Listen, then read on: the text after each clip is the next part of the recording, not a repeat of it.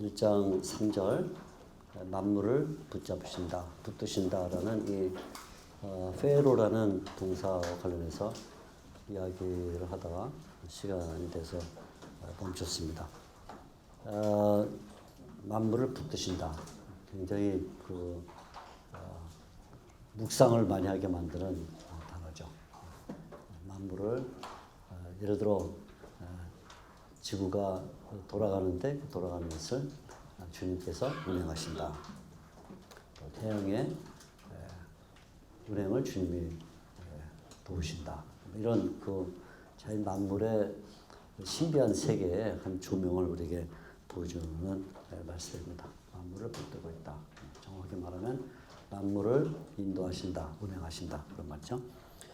그런데 하나님의 아들이 이렇게 만물을 운행하실 때 사용하는 도구가 있다는 것이죠. 마치 대한민국이 발달한 택배 기사들이 물건을 나를 때 제가 걸어서 오는 게 아니고 어떤 교통수단을 사용해서 물건을 나르는 것처럼 하나님의 아들도 만물을 운행하실 때 어떤 수단이 있다. 그 수단이 뭐냐면 말씀이다. 이렇게 얘기를 하고 있습니다. 1장 3절 이는 하나님의 영광의 강체시오 그 본체의 형상이시라. 그의 능력의 말씀으로 만물을 붙드시고 말씀으로 만물을 붙드시고 이렇게 말합니다. 말씀이 만물의 운행을 위한 동력이 된다. 이런 말이겠죠. 동력이다. 특히 이 말씀의 수식어로 능력의 말씀 이렇게 말하고 있어서 이 말씀이 그냥 언어로 음성학적으로 표현되는 그런 어떤 발성으로서의 말이 아니라 이 가운데는 이미 능력이 들어있고 능력이 들어있다는 말에는 인격이 포함되어 있고 이런 것들이 다 전제가 되죠. 그러니까 그 앞에 영광의 광채요 또 본체의 형상이라 하는 말이 있고 그 다음에 능력의 말씀 이렇게 되니까 능력의 말씀이라는 말이 어젯밤에 갑자기 천둥 번개 치면서 비가 쏟아졌는데 그렇게 그냥 어떤 자연의 변화로 오는 큰 우레소리와 같은 쾅쾅쾅 하는 그래서 능력의 말씀이 아니라 능력이라는 말은 그 앞에 영광의 본체시다라는 이 성품이 광채와 성품이 표현되는 이게 있기 때문에 그래서 그 말씀이 능력이다. 그러니까 능력이라는 말에는 힘이 있다 아니면 파워풀하다 뭐 이런 그냥 물리적인 그런 의미의 능력이 아니라 거기는 하나님의 동일 본질한 그 속성이 이미 전제되고 있는 그 의미의 능력. 그러니까 거기는 힘이라는 의미보다는 인격이라는 의미가 가미되는 그런 말씀이 되겠죠. 이 말씀이 만물을 운행하신다. 그러니까 만물의 운행에 하나님의 아들의 뜻이 이미 들어있다고 볼 수가 있죠. 인격, 뜻 뭐 이런 것들을 우리가 좀 생각을 해볼 필요가 있습니다. 두 가지로 말씀의 동력이 표현되는데 첫째는 창조의 말씀의 능력이 나타나죠. 그래서 나중에 할 얘기지만 11장 3절에 보게 되면 능력의 말씀으로 세상이 창조됐다. 11장 3절에 믿음장 열면서 그렇게 말합니다. 그리고는 바로 오늘 우리가 읽고는 이 9절에서는 모든 만물이 어떻게 섭리되느냐 할 때 그것은 하나님의 말씀으로 섭리된다. 한 장소에서 다른 장소로 이동하는 이 모든 과정에 하나님의 말씀이 있다. 그러니까 세상의 변화, 사계절이 변하고 또 역사가 흘러가고 또 인생의 어떤 변화와 굴곡이 있고 이 모든 것이 다 처음부터 끝까지 하나님의 아들의 말씀이 붙잡고 있다. 이게 신비한 얘기죠. 어떻게 그걸 말씀이 붙잡고 있는가. 신비한 얘기지만 그걸 얘기를 합니다. 그래서 만물 창조에서 말씀이 도구로 사용되었던 것과 마찬가지로 만물 보존에서도 말씀이 도구로 사용된다. 사람을 변화시키는 능력도 결국은 그래서 이 말씀에 들어있는 것이죠. 만물을 붙잡고 운행할 정도의 말씀이라면 당연히 인생을 변화시키는 그 능력도 말씀에 있다. 중생의 능력, 또 중생한 이후에 성장하는 능력, 성장하고 성화의 과정을 가는 모든 능력이 결국은 이 말씀에 들어있다는 그런 의미가 되겠습니다. 그러니까 처음부터 히브리서는 기독교, 그러니까 이 예수 그리스도를 하나님의 아들로 믿는 이 종교가 가지는 성격을 말씀 종교 이렇게 보여주는 거죠. 말씀 종교. 말씀이 없이는 기독교라는 것은 존재할 수가 없다. 처음부터 말씀하신 하나님이 말씀하셨다 이렇게 시작해놓은 거는 또 만물을 행도 하나님의 말씀으로 된다. 이렇게 하니까 거의 1장, 1절, 2절, 3절이 전부 기독교의 시작과 초석 그리고 그 모든 것은 하나님의 말씀과의 관계 속에서만 이루어진다. 이렇게 우리에게 보여주고 있습니다.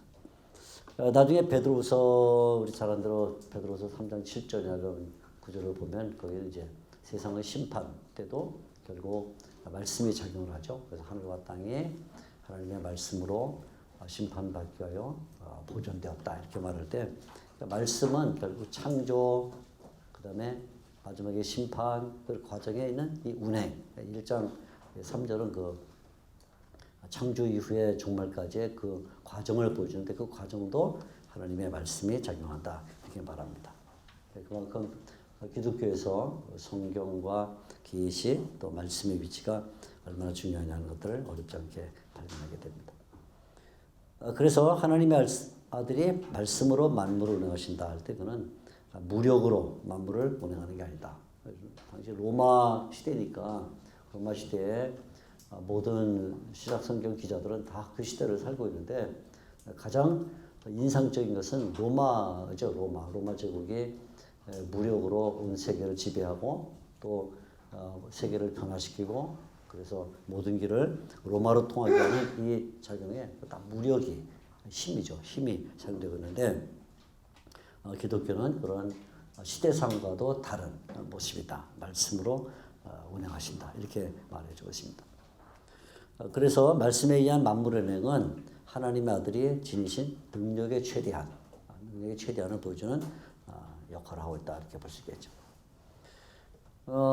이제 하나님의 아들과 관련된 설명에서 첫째는 그분이 어떤 존재이신가 하는 걸 말했고 두 번째는 그분이 어떤 활동을 하시는가 그래서 만물을 붙잡으신다. 세 번째는 만물을 붙잡으시는 이 하나님의 아들이 사죄, 죄의 정결을 이루셨다. 이렇게 말해주고 있죠. 우리 1장 3절 말씀 보면 죄를 정결하게 하는 일을 하시고 이렇게 이제 번역했는데 죄의 정결이라는 이 일을 하나님의 아들이 하심을 보여줍니다.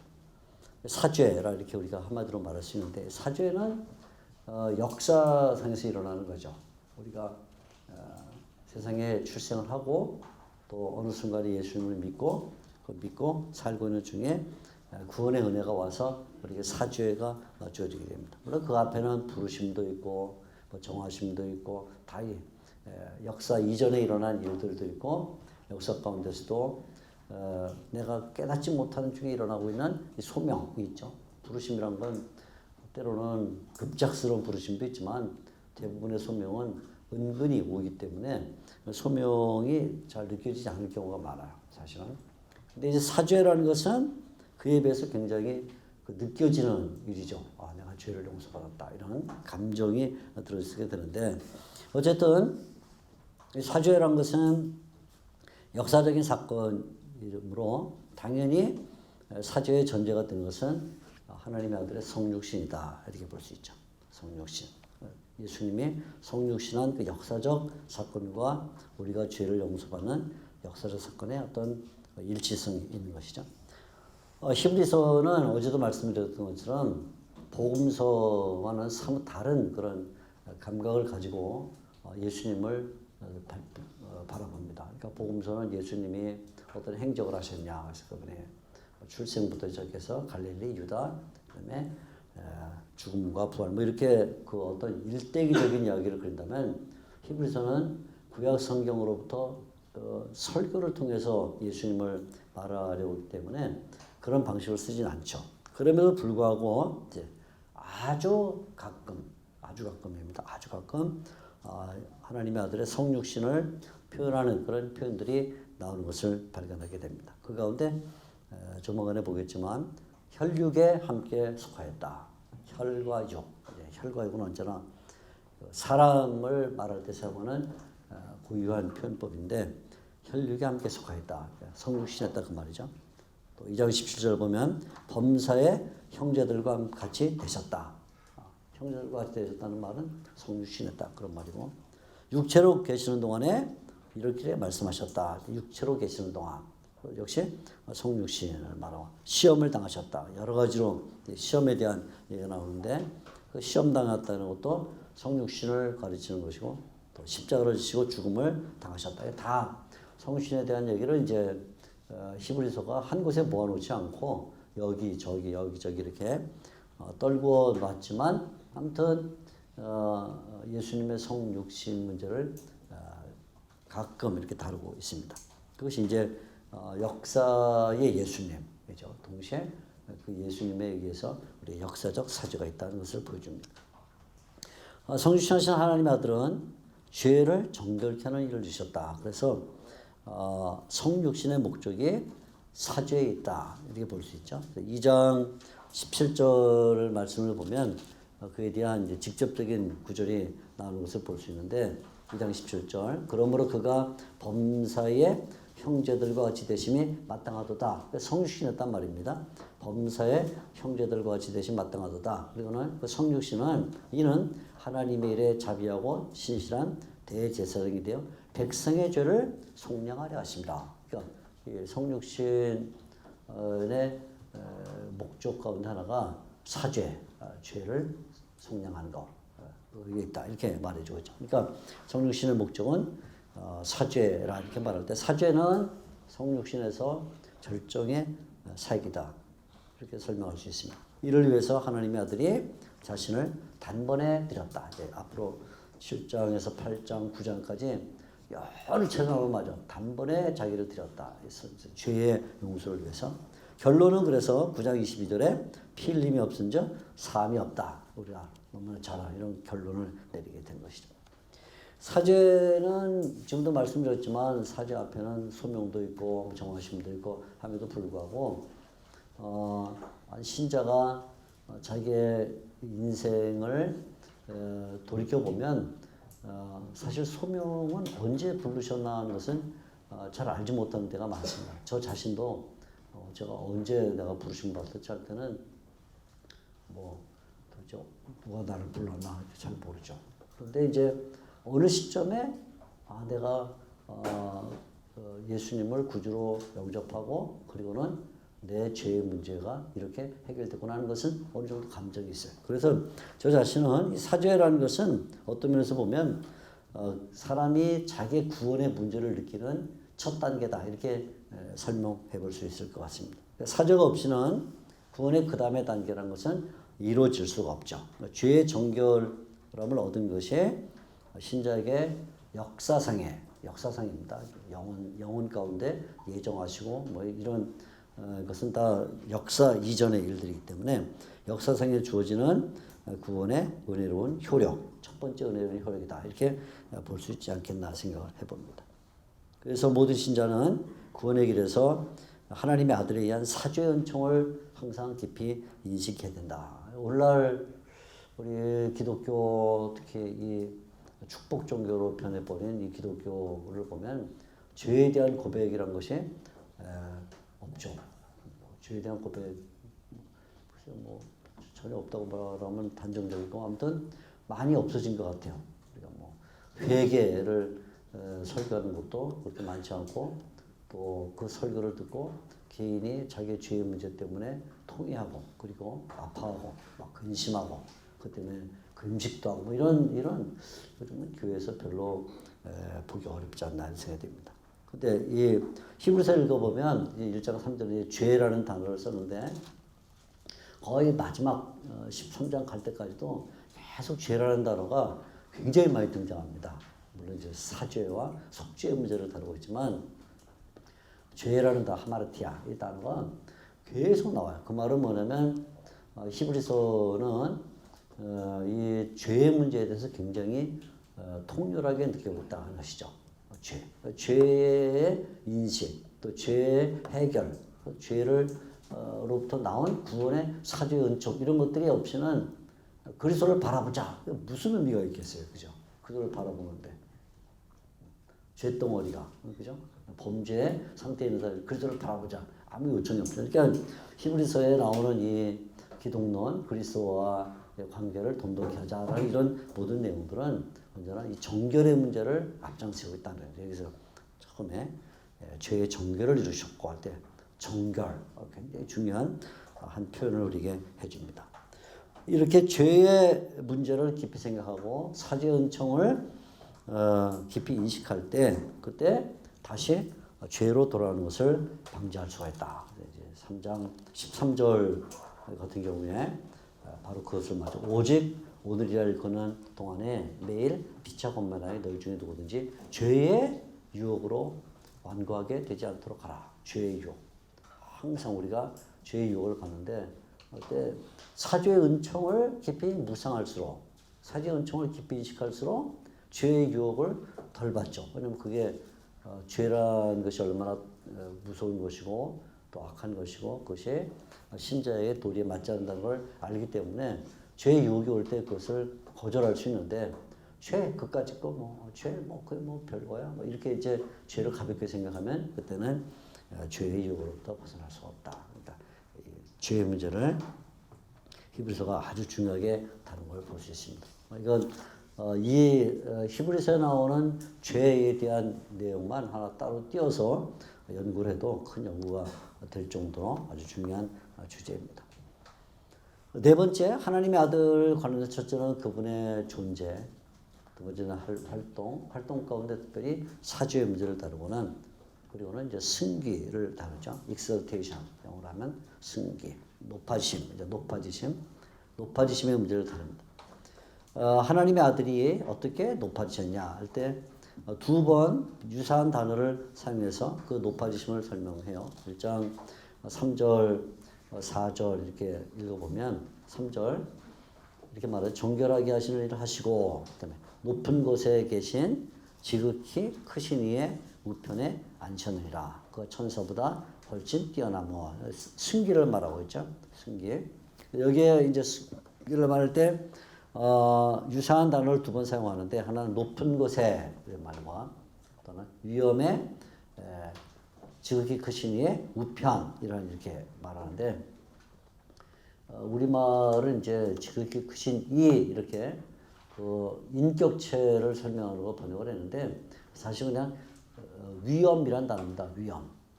그 위엄이 결국은 하나님을 가리키는 속성이기 때문에 지극히 크신 이 이렇게 번역했다고 해서 잘못됐다고 볼 수는 없지만 아무튼 정확하게 번역하면 높은 곳과 위엄의 우편 이렇게 되어 있죠. 높은 곳과 위엄의 우편에 앉으셨다 이렇게 말해요.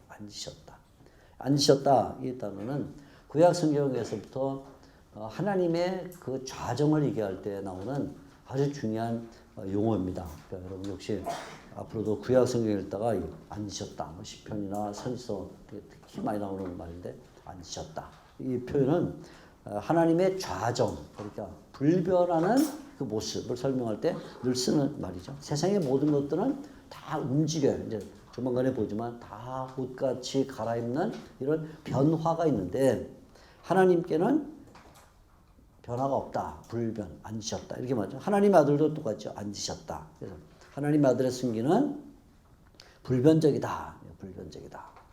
그래서 확고하고 확정적인 것이다. 앉으셨다는 이 표현은 불변의 안식과 영원한 좌정 그리고 완전한 통치를 의미한다. 이게 다 지금 히브리서에서 나오는 개념들이에요. 불변의 안식, 영원한 좌정, 완전한 통치. 이게 다 앉으셨다라는 이 통치자의 모습을 설명하면서 나오는 표현들이죠. 어떻게 히브리서는 하나님의 아들의 승기를 세 가지 점에서 설명해 주는데 첫째는 그분의 본질이 승기, 그다음에 공간의 승기, 그다음에 신분의 승기 이렇게 세 가지를 말합니다. 가장 먼저 본질의 승기, 그분은 위엄의 우편에 앉으셨다 이렇게 말하는데요. 위엄의 우편에 앉으심 이 말은 이제 히브리서 가 시편 110편 1절 인용해서 말하는 것이죠. 우편에 앉혔다.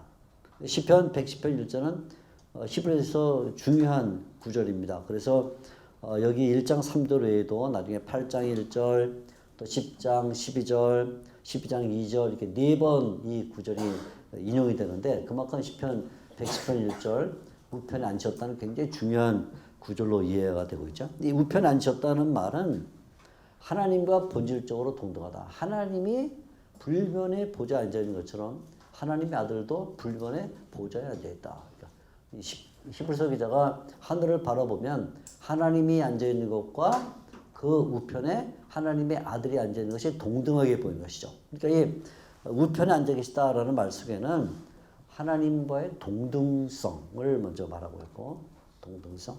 그냥 단순한 동등성이 아니라 동등성과 함께 영원한 교제, 우편이라고 말할 때는 언제나 교제를 말해, 코이노니아, 우편. 그래서 하나님 아버지와 하나님의 아들 사이에 가장 긴밀한 그 관계가 이루어지고 있다. 그래서 우편이라고 말할 때는 동등하다라는 말과 함께 교제가 나오죠. 그래서 하나님의 아들은 모든 권위에서 하나님과 동등하고 또 모든 권세를 하나님과 공유하신다. 그게 이제 우편이다 이렇게 말하는데요. 여러분 혹시 이제 교회에서 뭐 특강을 하시거나 이런 일이 있으시면 신약성경에서 구약도 마찬가지지만 신약성경에서 우편이 뭘 의미하는가 한번 마태복음부터 요한계시록까지 한번 쭉 찾아보세요. 거의 신약성경의 모든 책에서 우편이라는 단어가 나옵니다. 그리고 하나님에게는 왼편은 없어요. 그렇습니다. 하나님의 왼편이 없다. 하나님은 언제나 우편만 있다.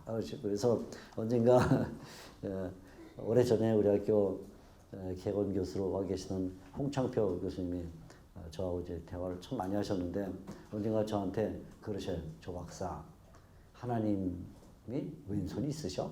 저한테 그래. 그래서 내가 이거 무슨 질문이지?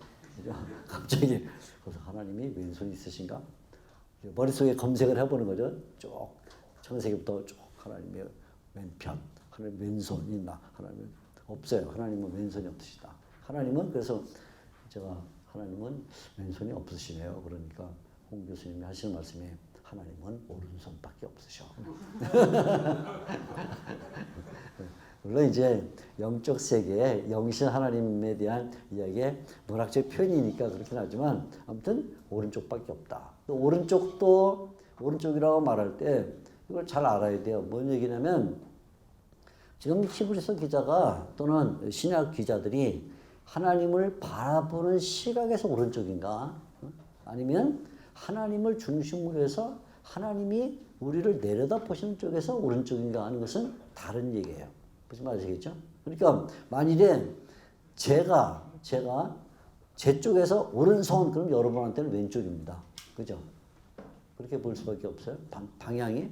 아무튼 하나님에게는 우편밖에 없다. 근데 그 우편을 말할 때 신약 성경에서 거의 일치하게 말하는 건 두 가지 사상입니다. 하나는 동등성, 하나는 교제입니다.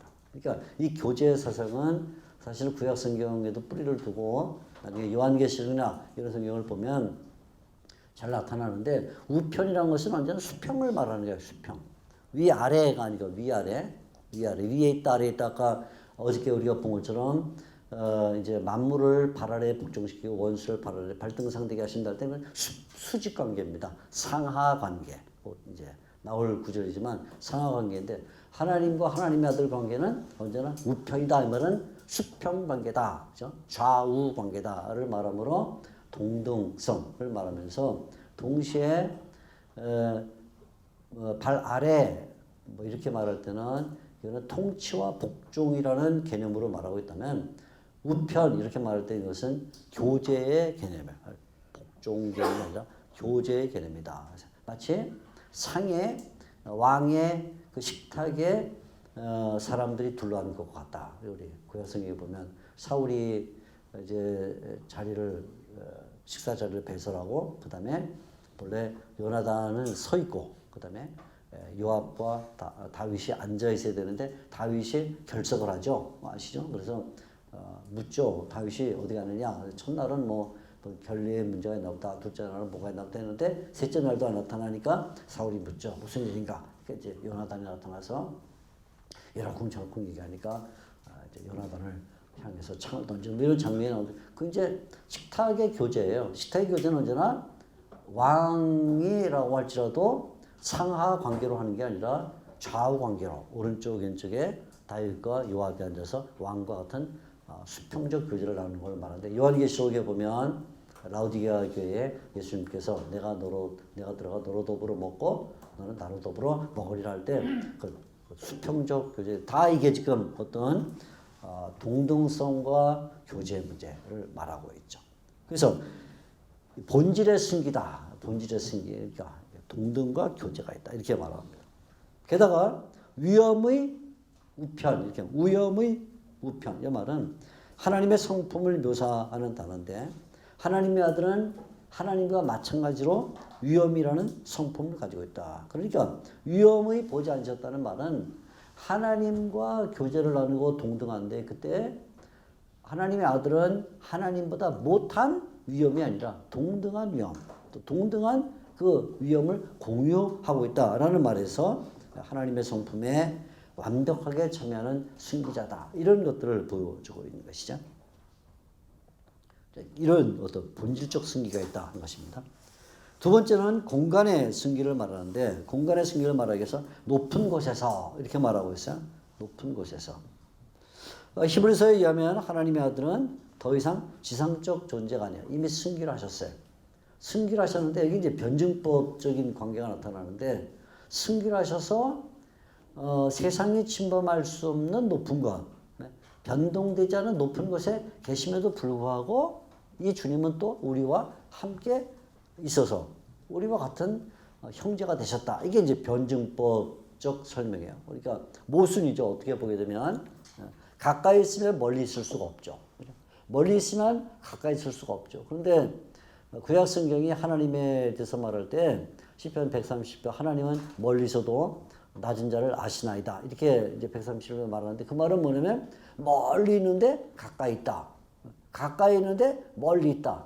그래서 멀리 있다는 말은 초월인데 낮은 자를 아신다. 이렇게 말함으로써 그분의 임재를 말하고 있죠. 임재를 말하기 때문에 혹시나 우리가 그분의 위엄에 저촉할 수 있지 않는가 생각할 때 그건 아니지. 왜냐하면 그분은 초월하시니까라고 임재의 변증법적 관계로 초월하시다 이렇게 말하는데 이게 이제 변증법이에요. 두 개의 개념이 서로 만날 수 없는 개념이 조화를 이루었을 때 가까이와 멀리, 그죠? 높이와 낮은 이건 조화를 이룰 수가 없는데 그게 같이 있는 성격, 그죠?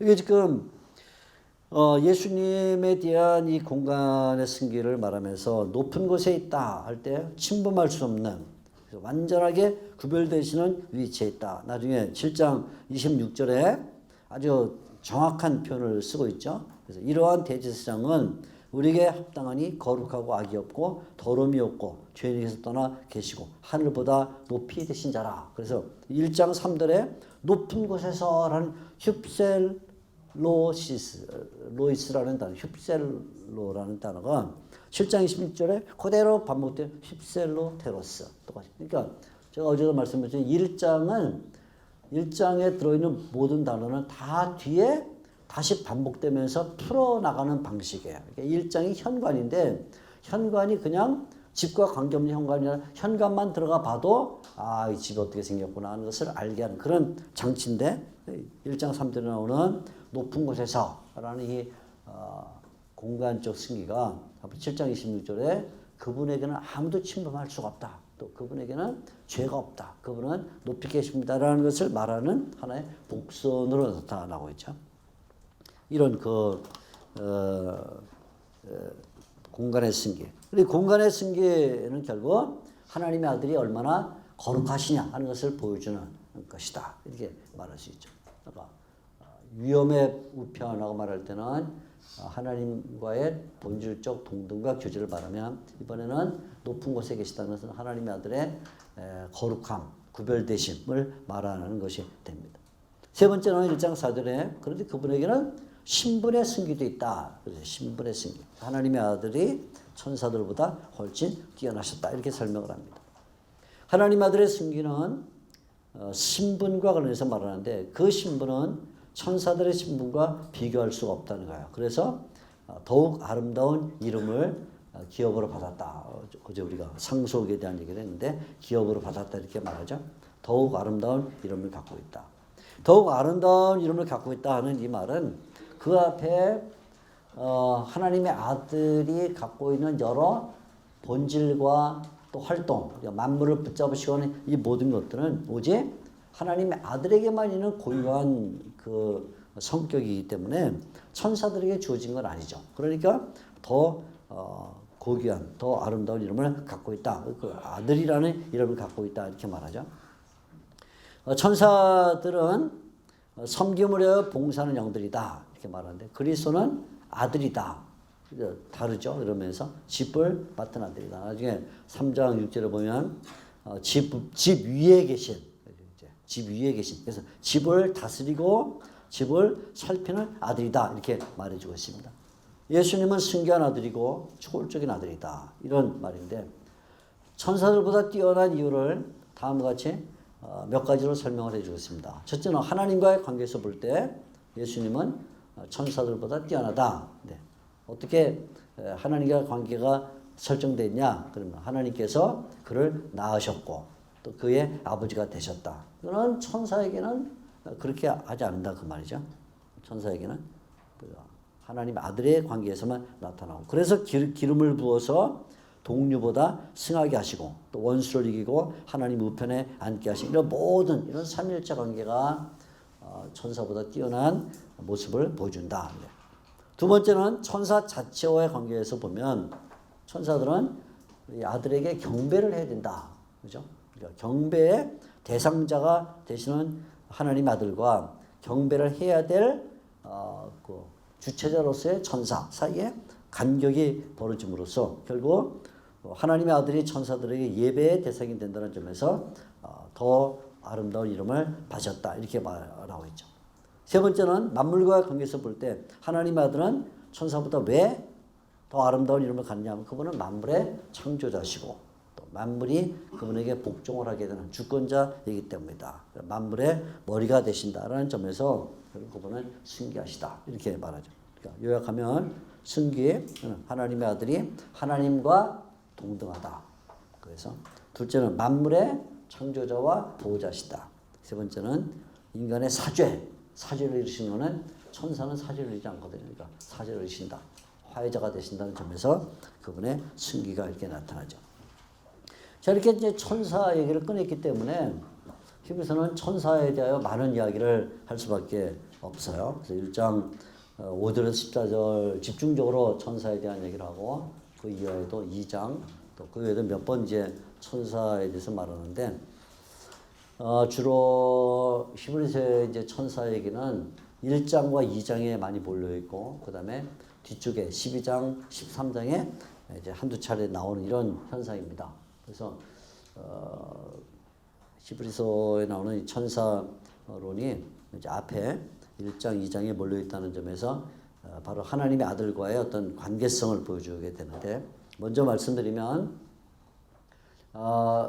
어제도 제가 히브리서를 기록한 배경 가운데는 천사 숭배라는 문제를 해결하기 합니다. 이렇게 말씀드렸는데 그만큼 1장, 2장은 이에 관심을 갖고 있죠. 주의해야 될 거는 히브리서 기자가 천사에 대해서 말할 때 천사와 하나님의 아들 사이에 나타난 그 차이점을 말하면서 거기에 뭐가 일치되고 있느냐 하는 점을 놓치지 않고 있다는 걸 우리가 기억을 해둬야 됩니다. 제가 마지막에 이제 말씀을 드릴게요. 자, 이제 천사를 말했기 때문에 하나님의 아들과 천사의 관계를 설명하는데 어제 말한 것처럼 천사 숭배라는 오류에 이제 빠져들 가능성이 있기 때문에 방지를 하는 것이죠. 그러니까 여러분이 구약 성경에도 천사에 대한 얘기가 많이 나와요. 이제 때로는 천사라고 말할 때 말라크라는 이 히브리어가 어떤 때는 실제 영적인 존재로서의 천사를 말할 때도 있고 어떤 때는 선지자나 이런 하나님의 일꾼들을 말할 때도 쓰기 때문에 그걸 잘 분별해서 봐야 되지만 아무튼 천사에 대한 논의가 구약 성경에도 심각하게 많이 나타나고 신약 성경도 마찬가지로 심각하게 천사에 대한 논의를 합니다. 오늘날도 지금 시중에 나가 보면 뭐 천사를 만난 사람들, 뭐 천사가 지금도 이 자리에 와 있다, 뭐 수호 천사, 어떻게 굉장히 기독교인들 가운데도 천사에 대한 이야기가 많이 떠돌고 지금도 뭐 천사 만나는 거를 좋아해서 늘 천사 만나고 다니는 사람 이런 사람들도 있어요. 책도 있습니다. 시중에 보면 뭐 현혹되지 마세요. 근데 그렇다고 만나는 것도 아니니까 아무튼 그런 점에서 복음서부터 요한계시록까지 천사에 대한 얘기는 거의 모든 신약 성경이 다 말합니다. 복음서, 사도행전 잘 알죠? 쭉 다 말합니다. 그래서 요한계시록까지 천사에 대한 얘기였는데 여러분이 한번 시간 나실 때, 시간 없으시면 마시고 시간 나실 때 한번 정리를 한번 해보시면 기독교의 비밀 가운데 한 중대한 비밀을 발견할 수가 있습니다. 천사를 믿을 건 아니지만 그러나 천사가 어떤 일을 하는가 하는 것은 한번 공부를 해볼 필요가 있습니다. 1장, 2장에 이제 몇 가지 아주 그 천사에 대한 요점을 이제 말해 주는 것을 발견하게 됩니다. 자, 한번 살펴보겠어요. 자, 아무튼 우리가 중보자를 삼을 분은 예수님밖에 없다. 이제 이게 히브리서의 그 주제죠.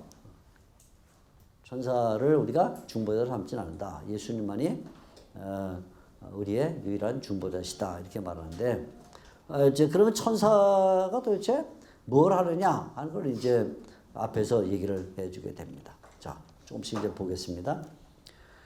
먼저 하나님과 하나님 아들 관계에서 천사에게는 발견되지 않는 관계가 있다.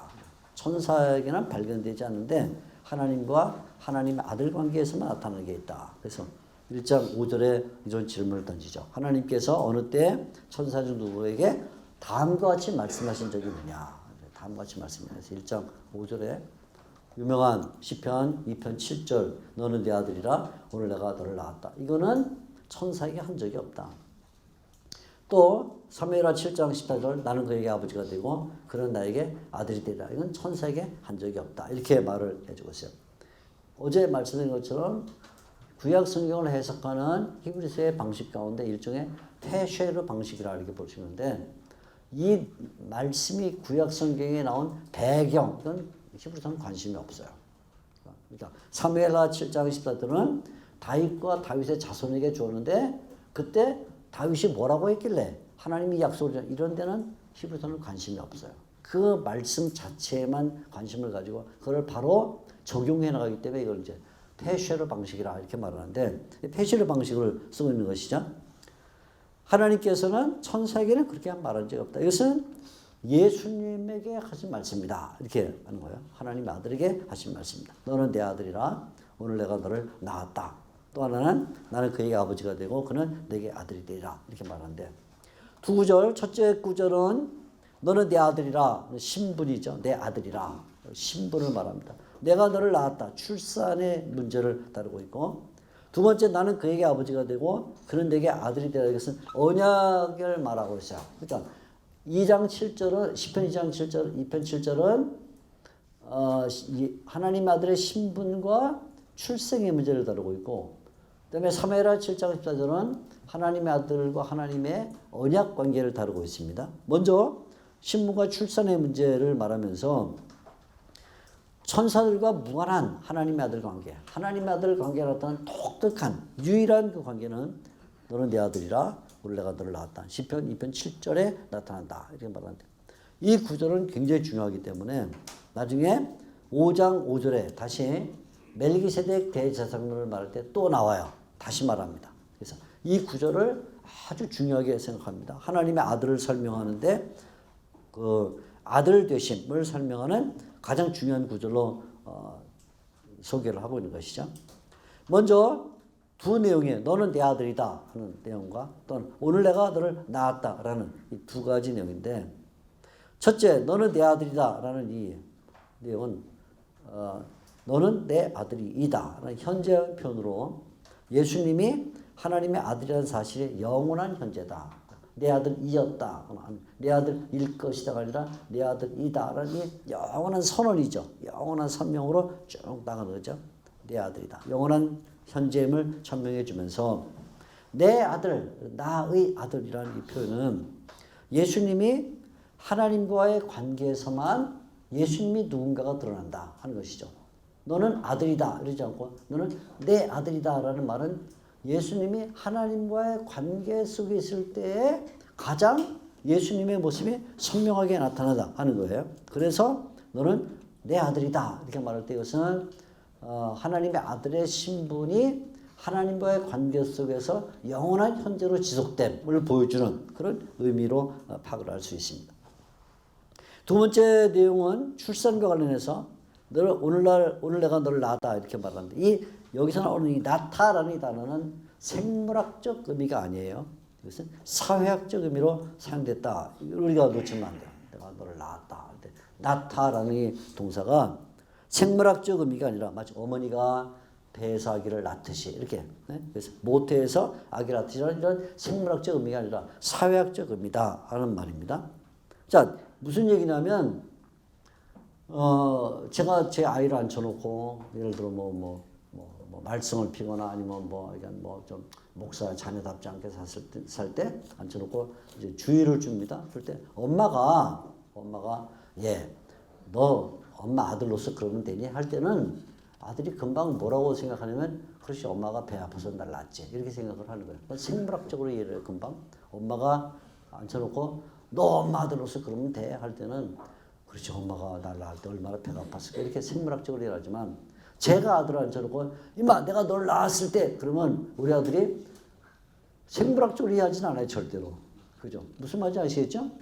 그렇지 아버지가 배 아파서 나 낳았지 이렇게 생각하는 건 그건 바보 자식이죠. 아무도 생각하지 않아요. 그거는 아버지가 나를 낳았다는 그 표현은 그죠? 그거는 생물학적으로 낳았다는 말이 아니라 아버지와 내가 아버지 아들인 것과 아버지가 나의 아버지인 것을 가장 잘 설명해 주는 단어로서 나타를 이해하는 거예요. 누구나 그건 당연히 가정에서 흔히 일어나는 일이죠. 여기도 지금 이 시편 2편 7절에 낳았다라고 말할 때 이것은 하나님 아버지가 하나님 아들을 생물학적으로 낳았다라는 말이 아니라 이것은 아버지와 아들의 관계를 가장 잘 설명해 줄 수 있는 사회적 친밀감, 가정의 친밀감, 부자관계의 친밀감을 가장 잘 설명해 줄 수 있는 단어로 선택된 게 뭐냐면 낳다라는 단어일 뿐인 거예요. 그러니까 물리적으로 낳았다는 말이 아니죠. 이것은 영적 관계를 설명해 주는 아버지와 아들의 친밀한 관계를 보여준다. 이 말입니다. 그래서 이 단어는 아버지와 아들이 친밀한 관계를 설명하기에 가장 적절한 용어로 선택됐다. 그러니까 아리우스처럼 이 말을 가지고 예수님은 나아지지 않은 때가 있었다. 이렇게 말하는 것을 해석하면 이건 히브리서를 잘못 읽고 있는 거죠. 그러니까 많은 경우에 히브리서를 잘못 읽는 것이 바로 그런 점에서 잘못 읽는 거예요. 지금 이 내용은 예수님이 왜 아들이고 하나님이 왜 아버지인가를 설명하는 아버지와 아들의 친밀한 관계, 그 끊을 수 없는 불변의 관계를 설명하는데 나타를 쓰고 있는데 이 나타를 그런 의미로 쓰지 않고 물리적으로 아니면 생물학적으로 나타 쪽으로 해석해버리면 아리스와 같은 이런 오류가 벌어지게 된다. 그런 말이죠. 히브리서는 그 이후에 1장 6절에는 맏아들이라는 표현을 써요. 맏아들. 이거 뭐냐면 맏아들이라면 결국은 하나님이 우리와 하나님의 아들 예수님과 부자 관계가 그게 긴밀한 끊을 수 없는 것처럼 하나님의 아들 예수님이 맏아들이라면 그 이후에 하나님의 아들로 편입된 또는 하나님의 자녀로 편입된 사람들은 하나님의 부자 관계에 마치 그리스도에게서 나타나는 것 같은 그런 친밀함이 끊어질 수 없다를 말하기 위한 하나의 장치가 되는 것이죠. 그래서 맏아들이다 이렇게 말할 때 하나님과 그리스도의 부자 관계를 설명할 뿐만 아니라 더 나아가서는 이후에 우리와 하나님의 이 아버지와 자녀됨의 관계를 설명하는 장치로 작용하고 있다 이런 말입니다. 여기 지금 이제 낳았는데 언제 낳았냐 하면 오늘 낳았다 이렇게 말해요. 그래서 오늘 내가 너를 낳았다. 그러니까 예를 들어서 제가 우리 아들 40살이나 된 아들 앉혀놓고 오늘 내가 너를 낳았다. 그러면 드디어 아버지가 치매 현상이 시작됐구나. 굉장히 그러겠죠. 40년 전에 너를 낳았다 이러면 되는데 이 낳았다라는 말은 완료형이에요. 완료형인데 지금 이 헬라어로 보면 완료형인데 완료형은 이미 과거에 일이 벌어졌다라는 뜻입니다. 과거에 벌었다. 완료가 됐다 그 말이야. 근데 오늘은 항상 현재인 거예요. 근데 둘이 조합을 할 수가 없는 말이죠, 사실은.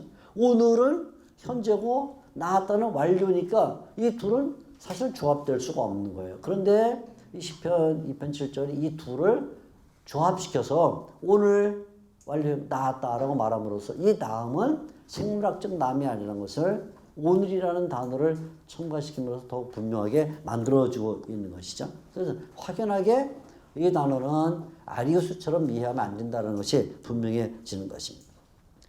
이후에 이 오늘과 그리고 아들이라는 이 표현은 나중에 3장 6절 7절을 한편으로 내다보게 하고 또 한편으로는 5장 5절과 6절을 내다보게 합니다. 자, 뭐 여러분 3장 6절을 한번 보세요. 이 오늘이라는 단어, 이 히브리서 기자가 성경을 이해할 때 얼마나 명석하게 이해하고 있는가 하는 것을 보여주는데 3장 6절 7절을 보게 되면 이게 시편을 이제 인용하는데 시편 95편 인용하는데 7절 그러므로 성령이 이르신 바와 같이 오늘 너희가 그 음성을 듣고 오늘 이 단어를 강조 오늘 이렇게 말하죠. 그리고 이 단어를 설명을 해요. 13절 다시 13절 3장 13절 오직 오늘이라 일컫는 동안에 매일 피차 권면하라 이렇게 나오는데 여기 지금 막 말한 1.5절에 오늘 내가 너를 낳았다 할 때 이 오늘이라는 단어를 앞으로 3장에서 얘기할 것이기 때문에 미리 이 단어가 들어있는 시편을 인용하고 있는 이런 방식이죠. 오늘. 게다가 아들이라는 이 표현은 나중에 대제사장 기록론과 연결시키기 위한 하나의 선취적 예고다 이렇게 볼 수 있어요. 5장 그래서 5장 보십시오. 5장 5절 보면 중간쯤에 두 가지 성경 구절이 인용되는데 그 얘기를 하시되 너는 내 아들이라 내가 오늘 너를 낳았다 라는 지금 막 읽은 이 구절과 6절에 또한 이와 같이 다른 데서 말씀하시되 네가 영원히 멜기세덱의 반차를 따르는 제사장이라. 그러니까 5절에서 앞에 인용했던 아들이라는 구절을 갖고 오고 다시 6절에서 멜기세덱 제사장문을 갖고 와서 제사장이라는 단어와 합해서 결국 그 아들이 누구냐면 그 아들이 제사장이다 이렇게 연결시켜 나가는 그 장치를 마련해 놓고 있는 것이죠. 그러니까 1.5절에 오늘 내가 너를 낳았다. 너는 내 아들이라는 단어와 오늘이라는 단어가 앞으로 어떻게 활용될 것이냐를 이제 예고해 주는 그런 내용을 우리가 볼 수가 있습니다. 자, 두 번째는 첫째 인용구는 시편 2편 7절, 두 번째 인용구는 사무엘하 7장 14절인데 언약에 대한 얘기죠. 아들은 천사와 달리 하나님과의 언약 관계에 있다 하는 것을 보여주고 있어요. 천사와 다르다는 점을 말해주고 있습니다. 사무엘하 7장 14절을 인용하고 있죠. 나는 그에게 아버지가 되고 그는 내게 아들이 되리라. 이건 패턴이에요. 언약의 패턴입니다. 이 패턴은 깊이 들어가면 언제 시작됐냐면 이것은 출애굽기 6장 7절에 이미 시작됐어요. 신해산 언약이죠. 그래서 하나님께서 이스라엘 백성을 출애굽시키면서 나타났던 그 언약의 체결 가운데 가장 이른 언약의 체결이 출애굽기 6장 7절인데 패턴이 그거예요. 너희를 내 백성으로 삼고 나는 너희의 하나님이 되리라. 그러니까 나는 하나님이 되고 너희는 백성이 된다. 나는 하나님, 너희는 백성. 여기 수로는 많이 바뀔 때가 있어요. 나는 왕, 너희는 백성 이럴 수도 있고 나는 아버지, 너희는 아들 이렇게 바뀔 수도 있고 수로는 많이 바뀌는 패턴은 나는 A이고 너희는 B다. 이 패턴입니다. 언제나 나는 A이고 너는 B다. 이게 이제 언약 패턴이죠. 그러니까 언약이라고 말할 때 여러분이 이제 뭐 또 언약에 대해서 뭐 배우시겠지만 구약 성경이나 신약 성경에서는 언약이라 말할 때 언약은 엄격히 말하면 패턴을 갖고 있어요. 패턴. 그냥 단순히 무슨 내용을 말하는 게 아니라 내용을 말하기 전에 반드시 패턴이 있어요. 그 패턴의 가장 중요한 패턴이 나는 그죠? A, 너는 B 이 패턴입니다. 이 패턴 출애굽기 6장 7절부터 시작을 해서 지금 사무엘하 7장 14절에 같이 다윗 자손에게 주는 언약에 나는 아버지가 되고 너희는 아들이 되리라 이렇게 말하는 거죠. A, B 이 관계를 설명해 주는데 나중에 예레미야 31장에 새 언약을 주실 때도 이 패턴이 그대로 나타나요. 8장 10절 우리 히브리서 8장 10절을 보시면 예레미야 31장을 인용할 때 예레미야 31장의 내용에 가장 핵심되는 게 뭐냐 결국 한번 보십시오. 8장 10절 이런 말 주께서 이르시되 그날 후에 내가 이스라엘 집과 맺을 언약은 이것이니 새 언약이에요. 8장 8절에 새 언약을 맺으라 하던 새 언약인데 이스라엘 집과 맺을 언약은 이것이 새 언약 내 법을 그들의 생각에 두고 그들의 마음에 이것을 기억하리라. 그러니까 자 언뜻 생각하면 이제 이스라엘 백성들이 범죄하죠. 이건 시드기야 시대에 지금 일어난 예레미야의 언약인데 이 요시아 이후 시드기야까지 이 반역하는 이스라엘 백성들에게 하나님이 새 언약을 주냐 이렇게 말했을 때 이스라엘 백성들이 새 언약 그러구나. 전에는 하나님이 아버지가 되고 너희는 내 아들이라 되는데 아마 새 언약은 내가 너에게 아저씨가 되고 너는 나에게 조카가 되리라 이렇게 바뀌겠구나 이 생각했겠죠? 그죠? 아니면 나는 할아버지가 되고 너는 뭐 손주가 되리라 이렇게 새 언약이니까 절대로 그렇지 않아요. 그러니까 우리가 속으면 안 돼요. 여기에서 새 언약 그러니까 새 언약 뉴 카버넌트 그러니까 새니까 내용이 바뀔 것이다. 내용은 안 바뀌어요. 내용이 바뀌어서 새 언약이 아니에요. 그래서 뭐라고 말하면 8장 10절 그대로입니다. 이것을 기록하리라. 나는 그들에게 하나님이 되고 그들은 내게 백성이 되리라. 아무 변화가 없어요. 7장 지금 사무엘하 7장 14절에 맞던 그 패턴을 그대로 바꿔서 수로만 조금 바뀌었는데 나는 그에게 뭐가 되고 그는 내게 뭐가 되리라 하는 그 패턴이에요. 이렇게.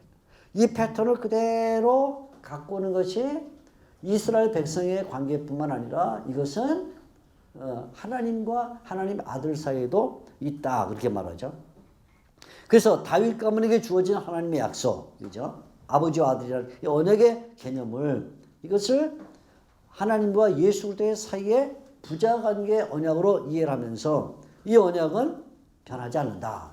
변하지 않는다. 6장 17절에 하나님의 약속은 불변이다 이렇게 이야기하는데 언약이기 때문에 언약 이거는 패턴도 변하지 않고 또 패턴이 변하지 않고 내용도 변하지 않는다. 그래서 언약은 불변적이기 때문에 하나님과 하나님 아들의 관계 이 부자관계도 불변적이다 이렇게 말하고 있죠. 이게 언약이 불변적이기 때문에 부자관계가 불변적이다. 이게 이제 히브리서가 말하는 거지만 사실은 뒤집어 보면 부자관계가 불변적이기 때문에 언약도 불변적인 거예요. 사실 이게 앞뒤가 서로 이렇게 쳇바퀴처럼 돌아요. 언약이 불변적이기 때문에 부자관계가 불변적이다 이렇게 말할 수 있지만 동시에 부자관계가 불변적이기 때문에 언약이 불변적이다. 하나님이 아버지시고 예수님 아들이라는 이 관계가 영혼 가운데 이미 형성되어 있기 때문에 역사상의 말로 언약을 표현했을 때 그게 불변적이다 이렇게 볼 수 있고 또 역사상의 말로 표현된 그 언약의 관계가 불변적인 것을 보니 영원한 가운데 부자관계가 불변적인 것을 알겠다 이렇게 말할 수 있는 것이죠. 그래서 언약과 부자관계의 그 상관성이 이렇게 나타나는 것을 볼 수 있습니다. 그러니까 언약이 변함없이 유효하다면 하나님과 하나님의 아들의 관계도 영원히 불변적이다 이렇게 결론을 내리는 것이죠. 자 이것이 이제 먼저 천사를 설명하기 위해서 천사에게는 이런 게 안 주어진다는 거예요.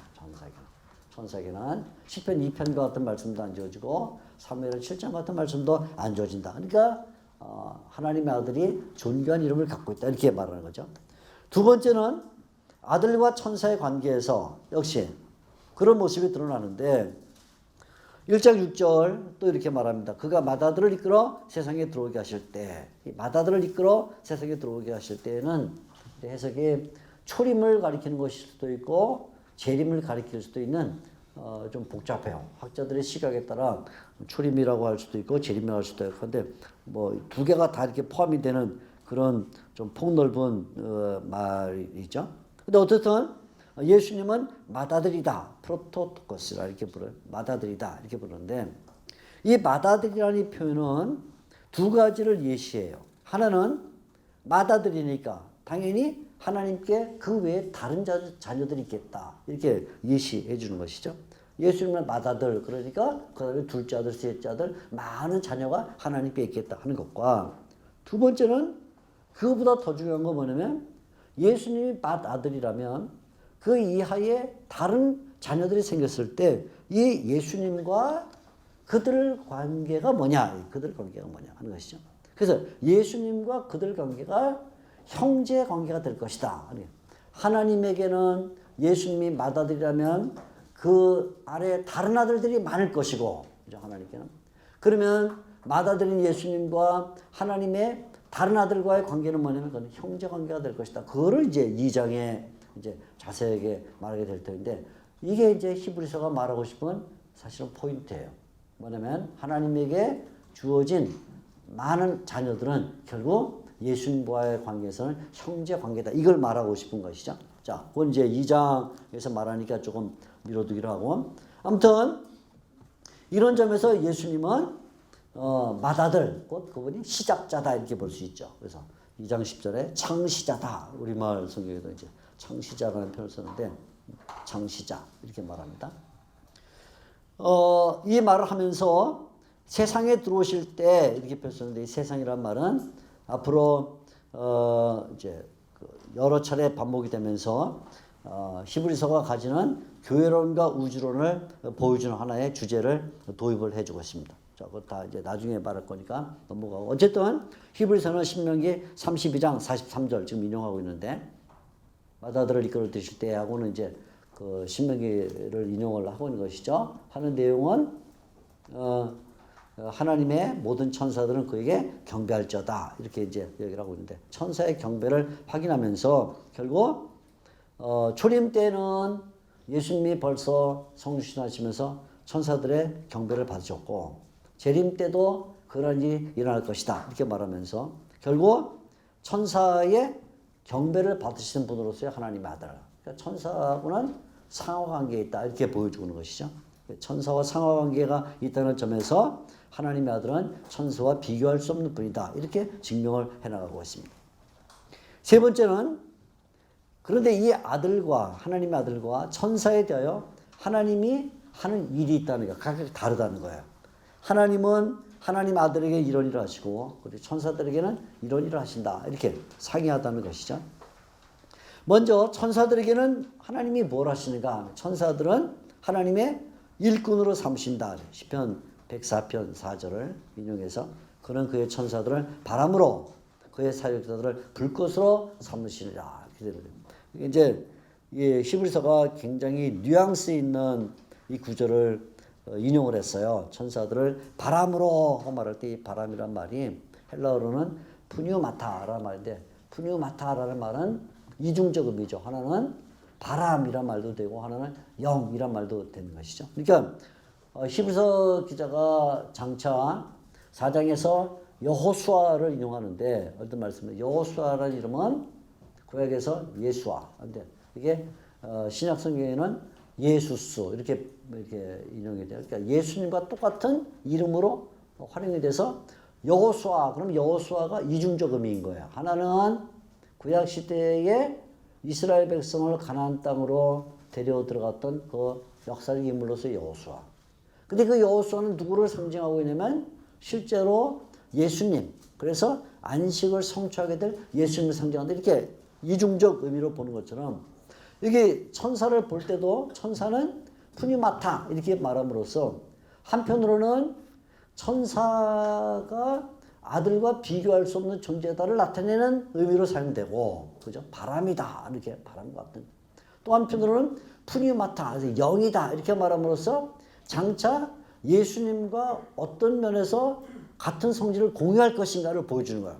그러니까 굉장히 그 여호수아를 말할 때 여호수아가 이름이 같은데 역사상의 인물로는 영원한 안식을 주지 못한 사람이 되지만 여호수아가 예수라는 이름을 갖고 예수님에게 적용될 때는 영원한 안식을 주실 분 이렇게 이중적인 차이도 있고 또 같은 점도 있다 이렇게 말하는 것처럼 천사를 바람이라고 푸니마라고 말할 때 바람이라 이렇게 느낌을 줄 때는 천사는 그죠? 그 정도의 사역자에 지나지 않는다라는 느낌과 함께 동시에 그를 영이다라고 해석하게 만들므로써 장차 우리 주님께서 하실 일을 보여주는 예시적인 인물로 이렇게 보여주는 긍정적인 면이 있다는 것. 이게 변증법이라고 제가 얘기 드렸는데 히브리서가 계속 어떤 그 두 개의 개념을 하나는 분명히 뭔가 차이가 있는데 이렇게 말하면서도 그럼에도 불구하고 그 차이에도 불구하고 뭔가 공유되는 게 있다라고 말하는 이 변증법 관계를 이해해야 된다는 것입니다. 여기 같은 것입니다. 한편으로는 시편만 인용할 때는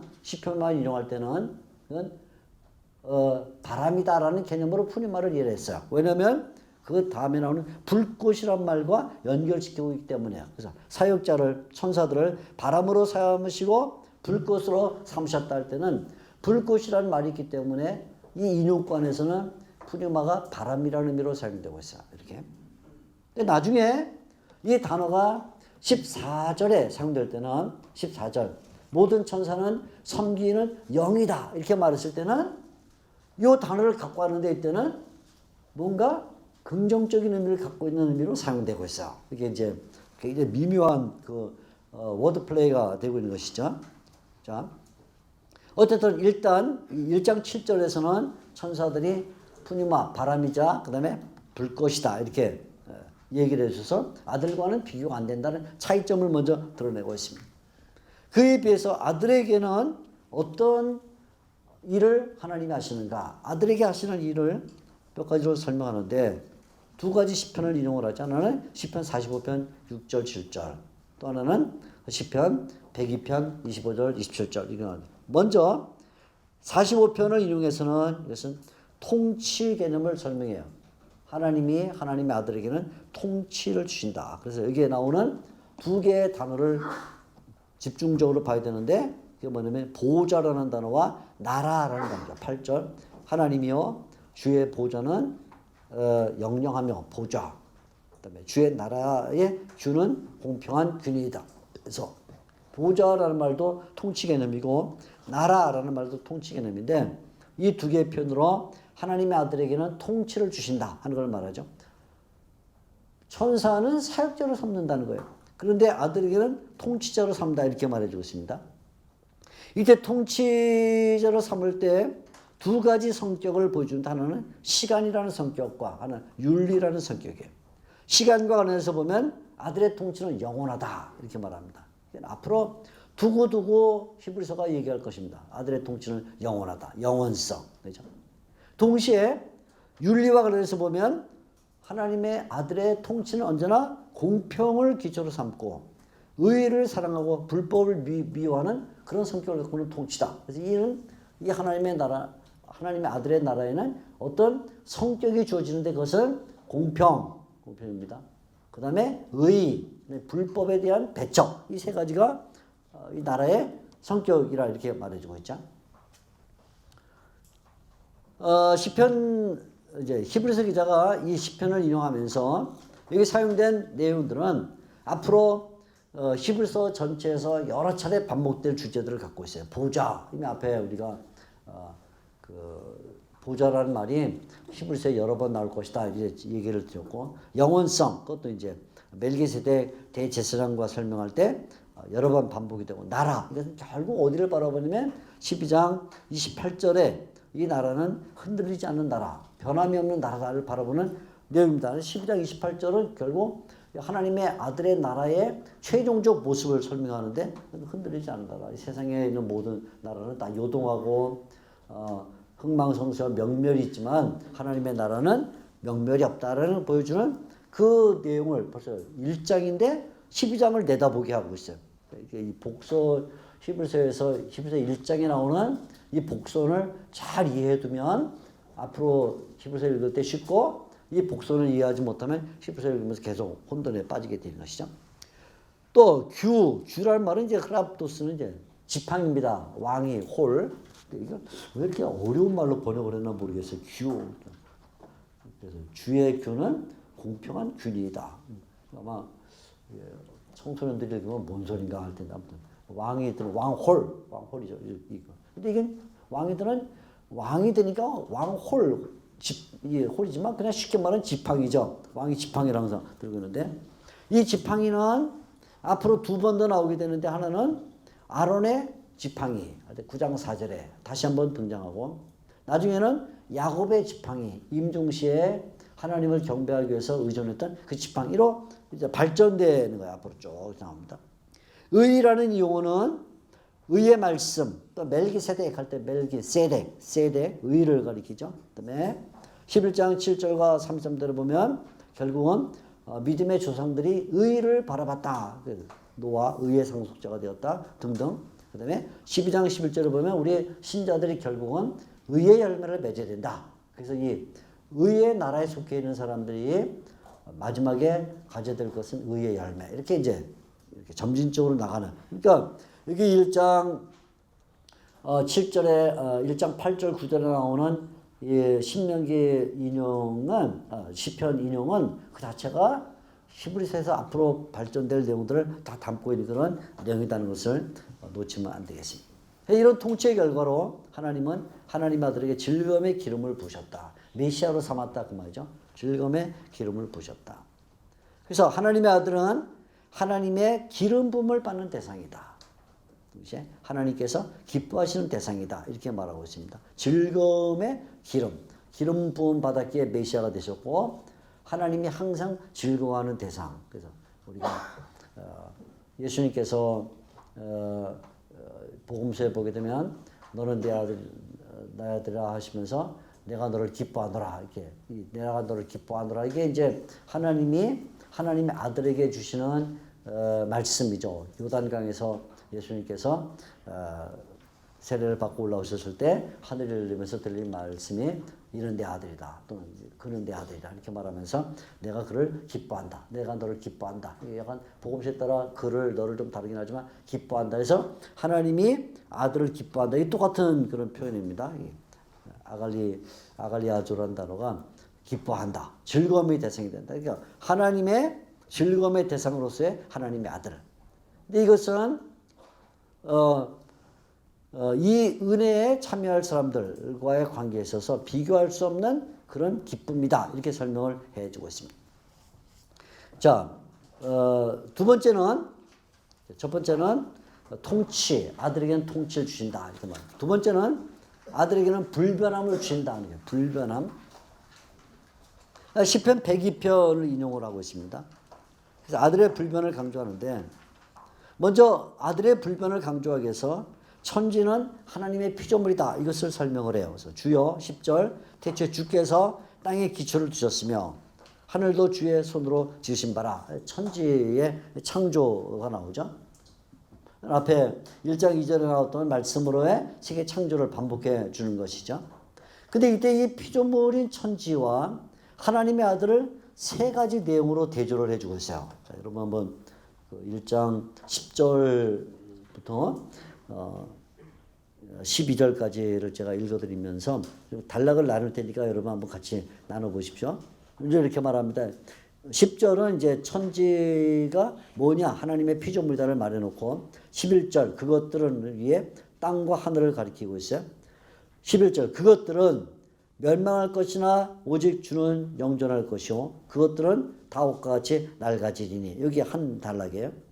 그것들은 멸망할 것이나 오직 주는 영존할 것이며 그것들은 다 옷과 같이 낡아지다. 옷과 같이 낡아진다. 이렇게 말하고 두 번째 12절 그것들은 사실 우리말 성경에 이게 지금 애매하게 번역이 됐는데 12절 이렇게 시작해요. 주께서 그것들을 의복처럼 갈아입을 것이요. 앞에 주께서를 넣어야 돼요.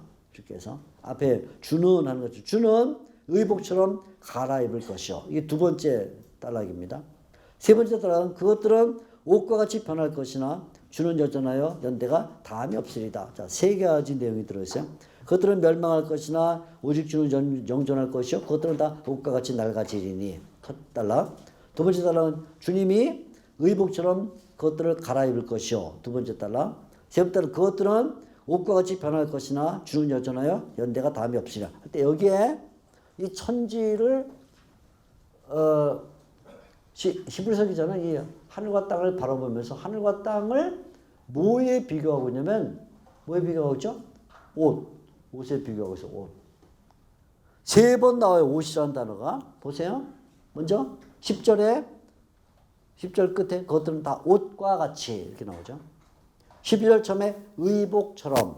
그죠? 그 다음에 12절 중간에 옷과 같이 변할 것이다. 3번 옷이라는 단어가 나오는데 물론 처음과 3번째 나오는 단어는 똑같고요. 2번째 나오는 단어는 좀 다르지만 다 똑같은 말이에요. 옷. 그러니까 시편 기자가 하늘과 땅을 보면서 뭐라고 생각해요? 옷이구나. 옷. 하나님께서 옷을 이렇게 만드셨구나. 옷을 만드셨는데 하늘을 보는 거예요. 구름이 흘러갑니다. 구름이 흘러가는 걸 보면 목장구름. 아이고 검은 옷을 입었네. 그죠? 갑자기 태양이 나면서 목장구름이 하얗게 변해.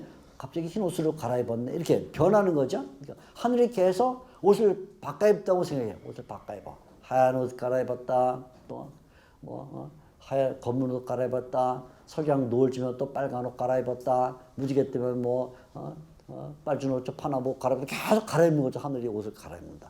옷처럼. 시간이 지나면서 아까 입었던 옷은 사라지고 또 새로운 옷이 등장해. 그렇죠? 이렇게. 그걸 연상해야 됩니다. 땅을 보면서 뭐냐면 이 녹색이 가을 되면 변해. 알록달록하게 변해. 그죠? 그러다가 봄 되면 또 다시 연한 녹색으로 또 자라. 지금 같이 7월, 6월, 7월 되면 또 짙은 녹색으로 됐다가 또 옷을 갈아입어. 계속 녹색 갈아입었네. 울긋불긋 갈아입었네. 또 뭐 이렇게 연분홍 갈아입었네. 이렇게 변해. 그러니까 하늘도 옷을 갈아입고 있고 땅도 옷을 갈아입고 있는 거예요. 이렇게 3번 같은 말을 썼어요. 천지는 하나님이 지으신 것인데 주님의 손이 만드신 것인데 주님이 그걸 옷처럼 만드셨다. 그러니까 하나님은 뭐냐면 재단사죠. 재단사 하나님입니다. 하나님이 옷을 줘서 한번 이걸 입어라. 한번 저걸 입으면 쭉 빨간색, 파란색, 녹색에서 확 바뀐다. 자, 여기에서 히브리서 기자가 지금 주님과 천지를 비교해 보면서 이런 생각을 갖는 거예요. 천지란 뭐냐? 천지란 늘 시간이 흘러가는 것이다. 시간이 흘러간다. 시간이 점점 흘러간다. 그래서 여기 11절에 그것들은 옷과 같이 낡아지리니라고 우리말은 이제 낡아지리니 이렇게 표현했지만 옷은 점점 시간이 오래되면 이렇게 묵은 옷이 된다. 묵은 옷이 된다. 이 낡아진다는 단어가 앞에 제1장 1절에 쓰면 옛적에라는 단어가 똑같은 단어예요. 하나는 부사고 하나는 동사일 뿐인데 사실은 똑같은 단어예요. 옛적에. 그러니까 하나님이 옛적에 구약 성경에 말씀을 주신 것은 그것이 뭐냐면 옛적에 주신 옷이야. 옛옷. 그 옷이 참 좋았어. 그때도. 그렇죠. 지금 안 입을 뿐이야. 그 말입니다. 그러니까 아까 있던 하얀 구름 참 좋은 것이었어. 그때 하얀 구름 볼 때는 하얀 구름에 대한 뭉게구름 시가 나왔다고. 흰 구름 뭉게 피는 하늘에 여름 성경 교과가 나왔다고. 좋았단 말이죠. 근데 시간이 지나니까 이번엔 무지개가 뜨니까 무지개가 또 좋은 거예요. 그럴 뿐이지. 그러니까 뭉게 그러면 나빴다? 그런 말이야. 천지는 그렇게 하나님의 피조물인데 하나님의 선한 뜻을 가지고 만들어진 피조물이지만 시간이 되면 자연히 그것이 이렇게 흘러가는 것이구나. 이렇게 생각하는 거죠. 또 옷처럼 주님께서 갈아입으셨습니다. 아까는 흰 뭉게구름 옷을 입었는데 이번에는 먹장구름 옷을 입으셨습니다. 주님이 주님의 뜻을 따라서 천지 만물에 변화를 주시는구나. 그 말이죠. 3번째는 옷처럼 변할 것이다. 변한다는 말은 갈아입는다 말이에요. 갈아입어. 천지가 다 옷을 갈아입을 것입니다. 그런데 그에 비해서 하나님의 아들은 어떠신가? 하나님의 아들은 변함이 없다. 그죠? 변함이 없다. 그럼 변하는 건 나쁜 것인가? 그렇게 말하는 게 아니에요. 뭘 말하고 싶냐면 변하는 건 나쁜 것이고 불변하는 건 좋다라는 좋다 나쁘다의 개념으로 말하는 게 아니라 단지 주님은 불변이다를 설명하기 위해서 천지의 변화를 갖고 온 거라고. 자, 여기를 놓치면 안 돼요. 이게 지금 포인트예요. 놓치면 안 돼요. 변하는 거. 그러니까 천지는 나쁜 놈이네. 변하니까. 변하면 나쁩니까? 뭉게구름이었다가 먹자구름은 나쁜 하늘입니까? 아니에요. 봄이었는데 여름이 되면 나쁩니까? 아니, 그걸 천지는 하나님의 피조물로서 변할 수밖에 없고 상대적이다. 그러니까 그 자체로서 의미를 갖는데 그것이 주님과 비교했을 때 주님을 너무 잘 보여준다 그래요. 주님을. 어떤 주님? 불변하시는 주님. 그러니까 여기서 지금 이 말에 뭡니까? 지금 11절에 처음에 말을 너무 번역을 세게 했어요. 그것들은 멸망할 것이나 이렇게 말하니까 맞아. 그럼 새끼들은 죽여버려야 돼. 나쁜 놈들. 이놈 새끼들은 다 필요 없어. 멸망! 이렇게 번역했지만 쉽게 말하면 그것들은 다 사라진다. 변한다라는 말이에요. 변한다. 그것들은 영원한 것이 아니다. 천지. 하늘에 떠 있는 것들, 땅에 펼쳐 다 그건 지나는 것이다. 나쁘다가 아니라 그거는 일시적이다. 그거는 시간이 지나면 변하는 것이다를 말하는 것이죠. 그에 비해서 그것이 누구를 가장 잘 보여주려면 주님의 변함없으심을 보여줄 뿐이다. 이걸 말하고 싶은 거예요. 그러니까 이 구절을 읽으면서 사람들이 그러니까 이 천지는 다 이건 불타 없어질 거야. 나쁜 거야. 이렇게 이쪽으로 몰아가면 이 구절은 잘못을 끄는 것이다. 뭐냐면 이거는 순전히 하나님의 아들이 어떤 분이냐를 보여주기 위한 하나님의 아들을 보여주기 위해서 그 배경막을 잘 쳐서 하나님의 아들이 더 부각되게 하는 효과를 주고 있다 하는 것이죠. 이 영원한 제사장 또는 영원성은 앞으로 히브리서 기자가 계속해서 5장, 6장, 7장, 8장 계속 나중에 13장 8절에 그죠? 예수는 영원토록 동일하시다를 말한 데까지 끌고 가는 그런 구절이 되겠습니다.